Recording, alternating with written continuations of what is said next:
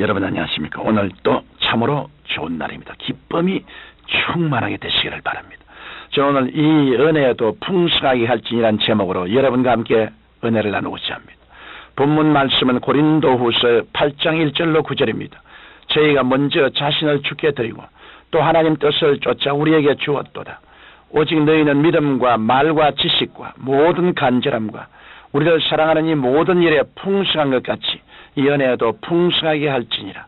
물질은 인간 생활을 풍성하고 복되게 하며 하고 싶은 일을 할 수 있는 수단이 되고 또 여러 가지 생활의 속박에서 자유케 하는 좋은 점이 있습니다. 우리는 아프리카에서 식량난으로 수많은 사람들이 죽어가고 있는 것을 매스컴을 통해 알고 있습니다. 가난으로 인한 비극입니다. 하나님은 원래 궁핍과 가난을 창조하시지 않습니다. 하나님께서는 처음 사람을 지으시기 전에 풍요로운 환경을 먼저 창조하셨습니다. 하나님은 아담을 짓기 전에 상함도 없고 해함도 없으며 보기에도 아름답고 먹기에도 좋은 실과들이 많이 나는 낙원 에덴을 예비해 주신 것입니다. 그럼에도 불구하고 이 세상에 가난과 저주가 끊이지 않은 것은 아담과 하와의 반역으로 말미암아 이 세상이 하나님께 심판을 받았기 때문입니다. 그러나 하나님께서는 예수님의 십자가의 대속을 통해 우리들에게 죄사함의 은혜뿐 아니라 치료의 은혜와 풍성한 물질의 은혜도 주시기를 원하십니다. 그러므로 우리는 하나님의 은혜를 받아서 사람다운 삶을 살고 그 은혜를 세계 만방에 나누어 주는 사람들이 되어야 할 것입니다. 그러면 우리가 이러한 은혜를 받기 위해서는 어떻게 해야 할까요? 첫째로 우리는 받을 수 있는 그릇을 준비해야 합니다. 3년 가뭄 끝에 비가 와도 물 담을 그릇을 준비해 놓지 않으면 한 방울의 물도 얻을 수가 없습니다. 이와 같이 우리가 하나님의 은혜를 받으려면 그릇을 가지고 나가야 합니다. 이 그릇은 하나님께 드림으로 준비될 수 있습니다. 우리가 하나님께 물질의 복을 받는 데는 두 가지 방법이 있는데, 하나는 하나님께 구하여 받는 방법이요, 다른 하나는 하나님께 드림으로 받는 방법입니다. 그러나 구하는 방법은 쉽게 탐욕에 쥐치게 되어 자기 욕망을 따라 구하기 쉽습니다. 성경 속의 탕자가 그 대표적인 예입니다. 탕자는 내게 돌아올 분깃을 내게 주소서 하면서 아버지에게 자기 탐욕대로 구했습니다. 이렇게 해서 물질을 얻은 사람은 언제나 그 물질이 올무가 되어서 결국 자기 파멸을 가져오고 마는 것입니다.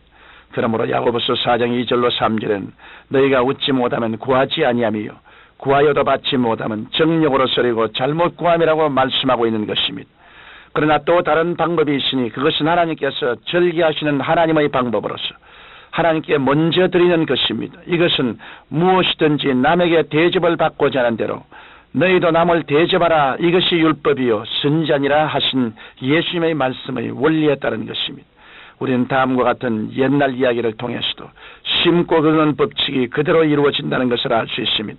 어느 가난한 집에 홀어머니가 삭바나시를 하면서 아이들을 키우고 살고 있었습니다.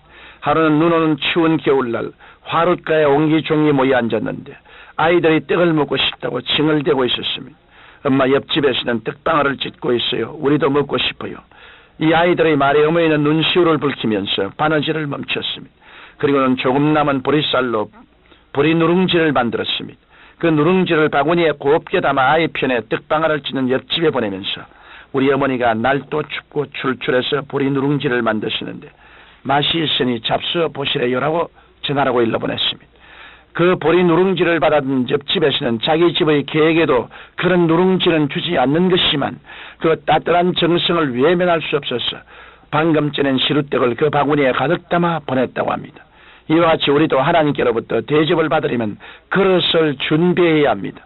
비록 우리가 가진 것이 보리 누룽지같이 보잘것 없더라도 그것은 큼직한 그릇에 담아서 하나님 여기 있습니다. 보잘것 없는 것이지만 하나님의 은혜가 감사해서 드립니다. 이것을 통해 하나님 나라를 영화롭게 하옵소서라고 정성껏 드리면 하나님께서 우리의 믿음을 보시고 그 그릇에 좋은 것으로 넘치도록 채워주십니다. 이러므로 우리가 하나님께 먼저 드림으로써 복받을 그릇을 준비해야 하는 것입니다. 둘째로 이와 같이 우리가 하나님께 먼저 드리는 것은 복 주시는 하나님에 대한 믿음을 증명하는 것입니다. 성경 히브리서 11장 6절은 믿음이 없이는 기쁘시게 못하나니 하나님께 나아가는 자는 반드시 그가 계신 것과 또한 그가 자기를 찾는 자들에게 상 주시는 이심을 믿어야 할지니라고 말씀하고 있습니다. 하나님 우리에게 영원히 잘됨같이 범사에 잘되고 강건한 상을 주시기를 원하십니다. 이 사실을 아는 이상 우리는 항상 믿음으로 드리는 생활을 실천해야 할 것입니다. 야고보서 2장 17절로 18절은 행함이 없는 믿음은 그 자체가 죽은 것이라. 혹이 가로되 너는 믿음이 있고 나는 행함이 있으니 행함이 없는 내 믿음을 내게 보이라. 나는 행함으로 내 믿음을 내게 보이라고 말씀하고 있습니다. 우리가 어떤 방법으로 우리의 믿음을 보일 수 있습니까? 우리가 아무리 하나님을 사랑한다고 말하고 믿음이 있노라고 말해도 행동으로 나타내 보이지 아니하면 그 믿음은 거짓된 것입니다. 그러므로 우리가 물질의 복을 받기를 원하면 하나님께 11조와 헌물을 드림으로써 하나님께 대한 우리의 사랑과 믿음을 증명할 수 있는 것입니다. 성도들 중에는 처음 믿어도 뜨겁게 주님을 사랑하고 몸과 시간과 물질을 들여 봉사하는 분이 계십니다. 또 한편으로는 오랫동안 신앙생활을 하고 교회의 직분이 중에 있어도 오히려 하나님과 성도를 섬기는 데 인색한 분들이 있습니다. 누가 더 신앙이 깊습니까? 신앙은 희생과 봉사에서 증명되는 것입니다. 시편 81편 10절에 내 입을 넓게 열라 내가 채우려고 하였는데, 우리가 하나님께 먼저 드리는 것은 믿음의 입을 넓게 여는 것이요, 그 다음에는 하나님이 채워주시는 것입니다.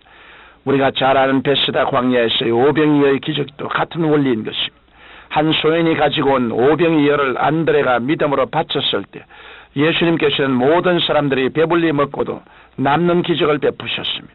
오늘날 또 우리가 감사와 믿음으로 하나님께 드리기를 기뻐할 때 하나님께서는 오병이어의 기적을 베풀어 주시는 것입니다. 사랑하는 성도 여러분, 우리는 예수 그리스도의 은혜로 구원받았습니다. 뿐만 아니라 우리가 누리는 모든 것도 하나님께서 사랑과 은혜로 내려주신 것입니다. 하나님께서는 사랑하는 자녀들이 생명을 얻되 넘치게 얻기를 원하십니다. 그리하여 모든 일에 모든 것이 항상 능력하여 모든 착한 일을 넘치게 하도록 복주시는 하나님이십니다. 그러므로 여러분 하나님 앞에 믿음의 그릇을 잘 준비하여 풍성한 복을 받아 복음사업에 앞장서게 되기 위해서 반드시 하나님께 11조를 드리고 헌물을 드려야만 하는 것입니다. 이것은 우리의 신앙의 가장 근본적인 자세입니다. 그렇게 할 때 하나님과의 교제도 정상화되고 우리의 기도도 막히지 아니하고, 그리고 우리의 생활에 풍성한 물질을 하나님이 주시고 모든 저주를 제하여 주시는 것입니다. 사랑하는 자여, 내 영혼이 잘됨같이 내가 범사에 잘됨에 강건하기를 간구하노라 하신 하나님의 간절한 뜻은 우리의 올바른 신앙의 태도를 통해서 이루어질 수 있는 것입니다.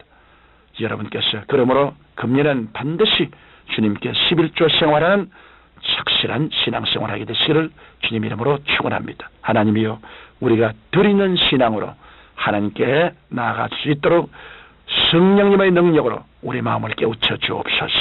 예수님 이름으로 기도드립니다. 아멘.